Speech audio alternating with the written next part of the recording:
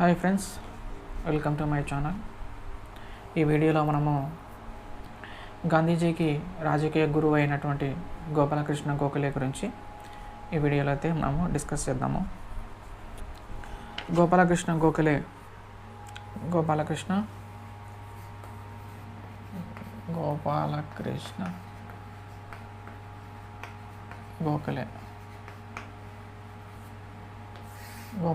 గోఖలే ఎవరంటే మహాత్మా గాంధీకి రాజకీయ గురువు ఎవరంటే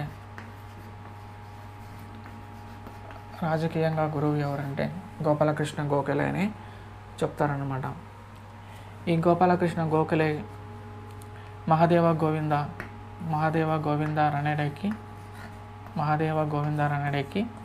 అనుచరుడు అనమాట. ఇక్కడ చూడండి, మహాదేవ గోవింద రనడేకి అనుచరుడు ఎవరంటే గోపాలకృష్ణ గోఖలే. గోపాలకృష్ణ గోఖలే యొక్క శిష్యుడు ఎవరంటే మహాత్మా గాంధీకి ఈయన రాజకీయ గురువు అయితే గోపాలకృష్ణ గోఖలేకి ఎంజి రనడే వచ్చేసి బాస్ లక్కాన్ అనమాట. ఓకేనా. ఇప్పుడు వచ్చేసి మనకి గోపాలకృష్ణ గోఖలే గురించి ప్రత్యేకంగా చెప్పాల్సి వస్తే ఈయన స్థాపించినటువంటి సర్వెంట్స్ ఆఫ్ ఇండియా సొసైటీ గురించి మనం చెప్పుకోవాల్సి వస్తుంది. ఈయన 1905 సంవత్సరంలోన 1905 అంటే బెంగాల్ విభజన జరిగిన సంవత్సరంలోన servants of India society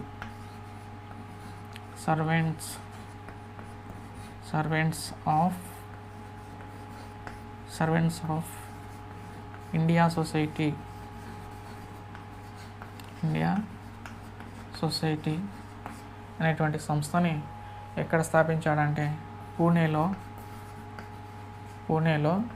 Gopalakrishna Gokhale వచ్చేసి 1905 సంవత్సరంలో సర్వెంట్స్ ఆఫ్ ఇండియా సొసైటీని పూణేలో స్థాపించడం జరిగిందనమాట. ఈయన 1905లో జరిగినటువంటి బెనారస్ లేదా వారణాసి కాంగ్రెస్ సమావేశానికి అధ్యక్షత వహించిన వాడు గోపాలకృష్ణ గోఖలే.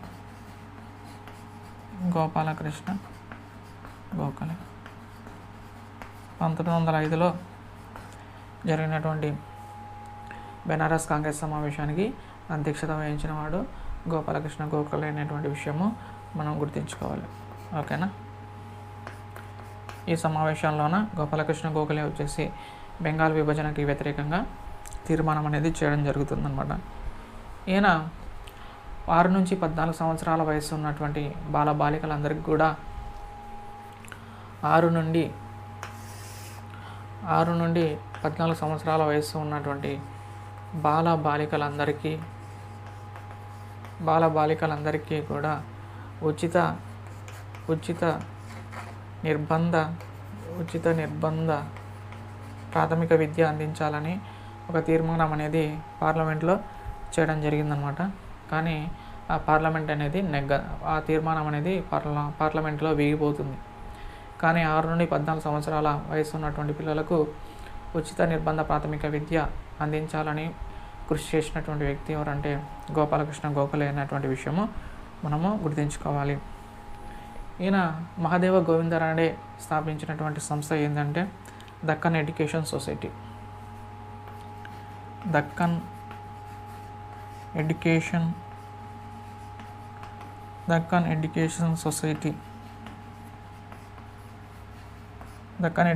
సొసైటీ అనేది MG Ranade స్థాపించింటాడు.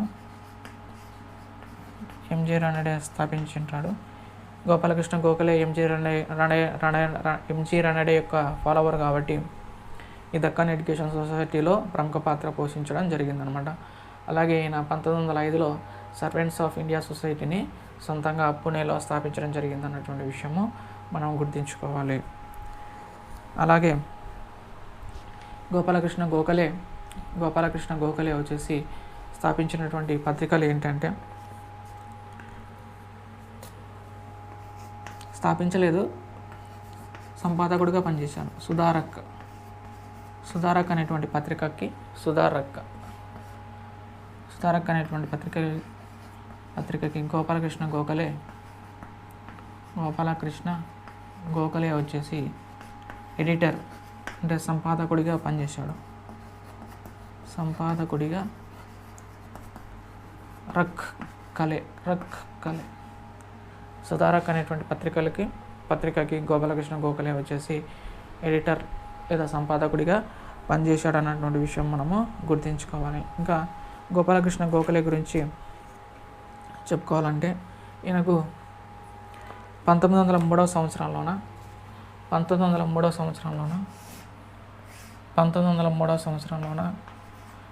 Curzon British viceroy Curzon వచ్చేసి ఈయనకు సిఐఈ అనేటువంటి బిరుదు ఇవ్వడం జరుగుతుంది.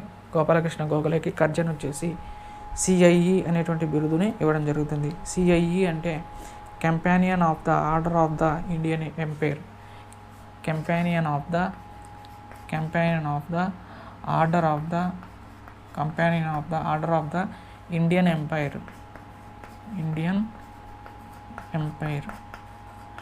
అనేటువంటి బిరుదును గోపాలకృష్ణ గోఖలేకి వైస్రాయ్ అనేటువంటి కర్జన్ ఇవ్వడం జరుగుతుందన్నమాట. అలాగే గోపాలకృష్ణ గోఖలేకి ఉన్నటువంటి బిరుదులు చూసుకున్నట్లయితే గోపాలకృష్ణ గోఖలేకి మహారాష్ట్ర రత్నం,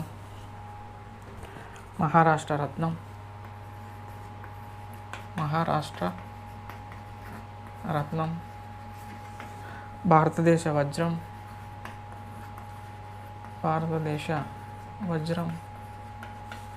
అలాగే కార్యకర్తల్లో రారాజు అనేటువంటి బిరుదులు ఈయనకు ఉన్నాయన్నమాట.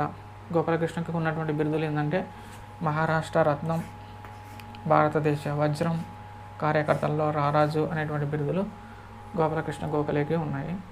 గోపాలకృష్ణ గోఖలే గురించి మనం చెప్పుకోవాల్సి వస్తే ఆయన 1905 బెనారస్ సమావేశానికి అధ్యక్షత వహించాడు. తర్వాత పూణేలోన 1905 సంవత్సరంలోన సర్వెంట్స్ ఆఫ్ ఇండియా సొసైటీని స్థాపించడం జరిగింది. అలాగే ఎంజి రానడే యొక్క దక్కన్ ఎడ్యుకేషన్ సొసైటీలో కీలక పాత్ర వహించడం జరిగింది. తర్వాత వచ్చేసి ఈయన బ్రిటిష్ వాళ్ళ యొక్క వెల్బీ కమిషన్లో కూడా సభ్యుడిగా పనిచేశాడు. బ్రిటిష్ వాళ్ళు వచ్చేసి వెల్బీ కమిషన్ అనేది వేయడం జరుగుతుంది. ఇండియన్ ఎక్స్పెండిచర్ గురించి royal commission and Indian expenditure అని ఒక వెల్బీ కమిషన్ అనేది వేస్తే దాంట్లో కూడా సభ్యుడిగా గోపాలకృష్ణ గోఖలేనే ఉండడం జరుగుతుందన్నమాట. ఇవి మనకు గోపాలకృష్ణ గోఖలే గురించి ముఖ్యమైనటువంటి అంశాలు అన్నమాట. నెక్స్ట్ వచ్చేసి మనము ఆనంద్ మోహన్ బోస్ గురించి చూద్దాం. నెక్స్ట్ వచ్చేసి ఆనంద్ మోహన్ బోస్ గురించి చెప్పాలంటే సురేంద్రనాథ్ బెనర్జీ గురించి మనం డిస్కస్ చేస్తున్నప్పుడు సురేంద్రనాథ్ బెనర్జీ 1876 సంవత్సరంలోన ఆనంద్ మోహన్ బోస్తో కలిసి ఇండియన్ అసోసియేషన్ అనేటువంటి సంస్థని నెలకొల్పాడు అన్నటువంటి విషయము మనకి గుర్తొస్తుంది. సో ఆ వ్యక్తి ఆనంద్ మోహన్ బోస్ అనమాట. ఆనంద్ మోహన్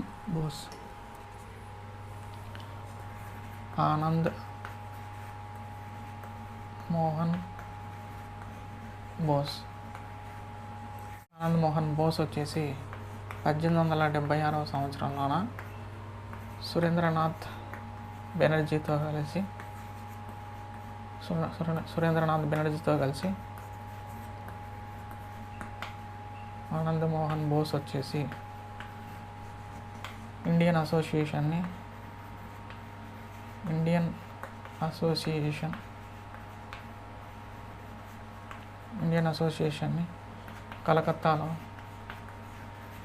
కలకత్తాలో స్థాపించడం జరిగిందనమాట. ఇది వెరీ వెరీ ఇంపార్టెంట్ అని ఇంతమంది వీడియోలో కూడా నేను చెప్పాను. తర్వాత ఈయన మనకు బ్రహ్మ సమాజం అనేది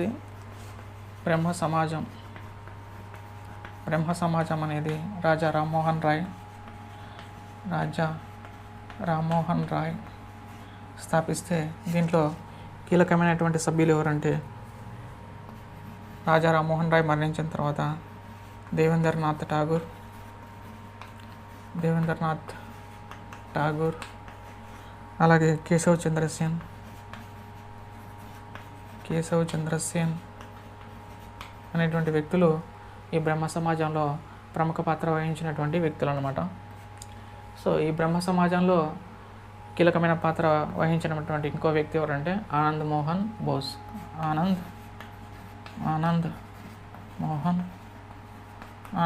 బోస్ కూడా బ్రహ్మ సమాజంలో కీలక పాత్ర వహించాడనమాట.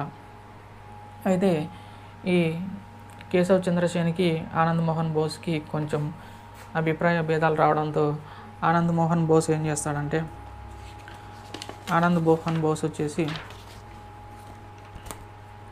శివనాథ శాస్త్రి అనేటువంటి వ్యక్తి, ఎవరంటే శివనాథ శాస్త్రి అనేటువంటి వ్యక్తితో ఆనంద్ మోహన్ బోస్ వచ్చేసి కలిసి ఆది బ్రహ్మ సమాజం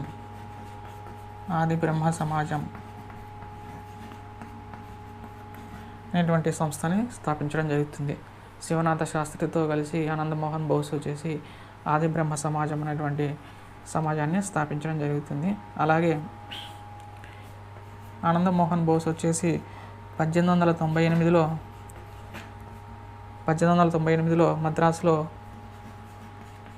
మద్రాసులో జరిగినటువంటి కాంగ్రెస్ సమావేశానికి అధ్యక్షత వహించడం కూడా జరుగుతుంది. 1898లో మద్రాసులో జరిగినటువంటి కాంగ్రెస్ సమావేశానికి ఆనంద్ మోహన్ బోస్ వచ్చేసి అధ్యక్షత వహించడం జరుగుతుందన్నమాట. ఈయన గురించి, ఆనంద్ మోహన్ బోస్ గురించి మనము ప్రముఖంగా చెప్పాల్సి వస్తే 1905లో బెంగాల్ విభజన జరిగితే ఈయన 1905 నాటికి ఈయన యొక్క ఆరోగ్యం క్షీణించి స్ట్రెచర్ మీద ఉన్నప్పుడు కూడా ఈయన బెంగాల్ విభజనకి వ్యతిరేకంగా తన యొక్క ప్రసంగాన్ని ఇస్తే, ఆ ప్రసంగాన్ని మన భారతదేశ ప్రజలకు వినిపించింది ఎవరంటే రవీంద్రనాథ్ ఠాగూర్. 1905లో బెంగాల్ విభజనకి వ్యతిరేకంగా తన యొక్క ఉపన్యాసాన్ని స్ట్రెచర్ మీద నుంచి ఇస్తే, ఆ ఉపన్యాసాన్ని మనకు వినిపించింది ఎవరంటే రవీంద్రనాథ్ ఠాగూర్. చూడండి ఎంత గొప్ప వ్యక్తి ఆనంద్ మోహన్ బోస్. ఈయన 1876లో సురేంద్రనాథ్ బెనర్జీతో కలిసి ఇండియన్ అసోసియేషన్ అనేటువంటి సంస్థని స్థాపించడం జరిగింది. అలాగే బ్రహ్మ సమాజంలో కీలక పాత్ర పోషించినటువంటి ఈ ఆనంద్ మోహన్ బోసు శివనాథ శాస్త్రితో కలిసి ఆది బ్రహ్మ సమాజం అనేటువంటి కొత్త సంస్థని కూడా ఏర్పాటు చేయడం జరిగింది అన్నటువంటి విషయము మనము గుర్తుంచుకోవాలి. తర్వాత 1898లో మద్రాసులో జరిగినటువంటి కాంగ్రెస్ సమావేశానికి కూడా అధ్యక్షత వహించాడన్నటువంటి విషయము మనము గుర్తుంచుకోవాలి. నెక్స్ట్ వచ్చేసి ఇండియన్ నేషనల్ కాంగ్రెస్ యొక్క మొదటి సమావేశానికి అధ్యక్షుడిగా వ్యవహరించినటువంటి ఉమేష్ చంద్ర బెనర్జీ గురించి చూద్దాం. ఉమేష్ చంద్ర బెనర్జీ 1885లో జరిగినటువంటి కాంగ్రెస్ సమావేశానికి అధ్యక్షుడిగా వ్యవహరిస్తాడు. 1885లో జరిగినటువంటి బొంబాయి సమావేశానికి అధ్యక్షుడు. ఈయన గురించి చెప్పాలంటే ఈయన యొక్క లాయర్ అనమాట, న్యాయవాది. ఈయన ఒక న్యాయవాది అనమాట. ఈయనకు చాలా డబ్బులు వచ్చాయి అనమాట. న్యాయవాదిగా ఈయన ఉమేష్ చంద్ర బెనర్జీ వచ్చేసి చాలా డబ్బులు సంపాదించేవాడు. ఉమేష్ చంద్ర బెనర్జీ సంపాదించినటువంటి మొత్తం డబ్బులు కూడా ఇండియన్ నేషనల్ కాంగ్రెస్ యొక్క అభివృద్ధికి ఇవ్వడం జరిగిందనమాట. సంపాదనలో అధిక భాగాన్ని ఇండియన్ నేషనల్ కాంగ్రెస్ కోసం ఖర్చు పెట్టినటువంటి గొప్ప వ్యక్తి ఎవరంటే ఉమేష్ చంద్ర బెనర్జీ అనేటువంటి విషయము మనము గుర్తుంచుకోవాలన్నమాట. ఈయనను జాతీయోద్యమ మహాపితగా పేర్కొంటారు. ఉమేష్ చంద్ర బెనర్జీని జాతీయోద్యమ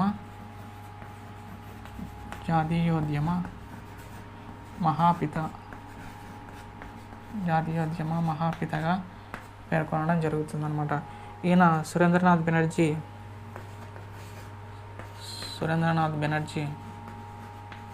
ఇండియన్ అసోసియేషన్ స్థాపించినటువంటి సురేంద్రనాథ్ బెనర్జీ బెంగాలీ పత్రిక కేసులో అరెస్ట్ అయితే బెంగాలీ పత్రిక కేసులో అరెస్ట్ అయితే సురేంద్రనాథ్ బెనర్జీ తరపున మనకు ఉమేష్ చంద్ర బెనర్జీ వచ్చేసి వాదించడం జరిగిందన్నటువంటి విషయము మనం గుర్తుంచుకోవాలి. ముఖ్యంగా ఆయన 1885 బొంబాయి కాంగ్రెస్ సమావేశానికి అధ్యక్షత వహించాడు. అలాగే ఉమేష్ చంద్ర బెనర్జీ తన సంపాదనలో అధిక భాగం ఇండియన్ నేషనల్ కాంగ్రెస్కి ఇవ్వడం జరిగిందన్న విషయం గుర్తుంచుకోవాలి.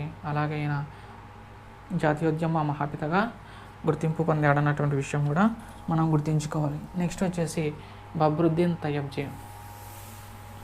బబ్రుద్దీన్ తయ్యబ్జీ వచ్చేసి ఇండియన్ నేషనల్ కాంగ్రెస్ సమావేశానికి అధ్యక్షత వహించినటువంటి మొదటి ముస్లిం నాయకుడిగా పేరు పొందాడు. బబ్రుద్దీన్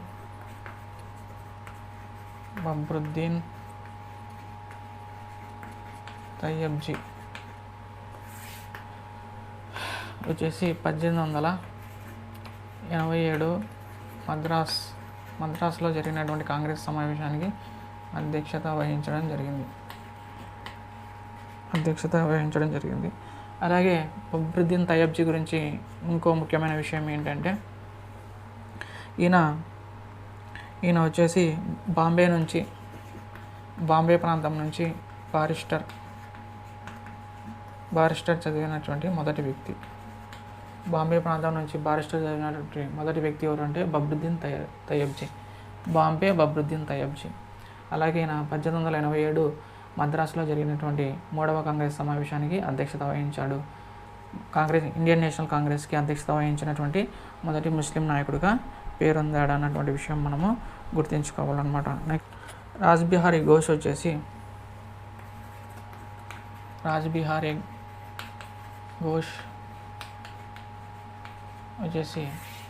1907లో సూరత్లో కాంగ్రెస్ సమావేశం జరిగితే ఈ 1907 సూరత్ సమావేశానికి రాజ్బిహారీ ఘోష్ వచ్చేసి అధ్యక్షత వహిస్తాడు. ఈయన 1907లో ఈ సమావేశంలోనే ఇండియన్ నేషనల్ కాంగ్రెస్ వచ్చేసి మితవాదులు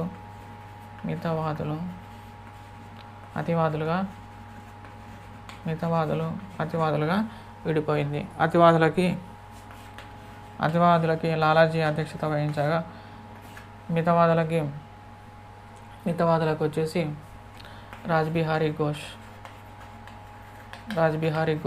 వచ్చేసి అధ్యక్షత వహించాడు. ఇంతకుముందు నేను ఫిరోజ్ షా మెహతా అని చెప్పుకున్నాను కదా, రాజ్బిహారీ ఘోష్ అని మనం గుర్తించుకోవాలన్నమాట. అంటే వాళ్ళకి లీడ్ చేసినా కానీ తర్వాత ఇక్కడ అధ్యక్షత అంటే ఇండియన్ నేషనల్ కాంగ్రెస్కి అధ్యక్షత గురించి టాపిక్ వచ్చినప్పుడు రాజ్బిహారీ ఘోష్ని ఎన్నుకున్నారు అన్నటువంటి విషయం మనము గుర్తుంచుకోవాలి అన్నమాట.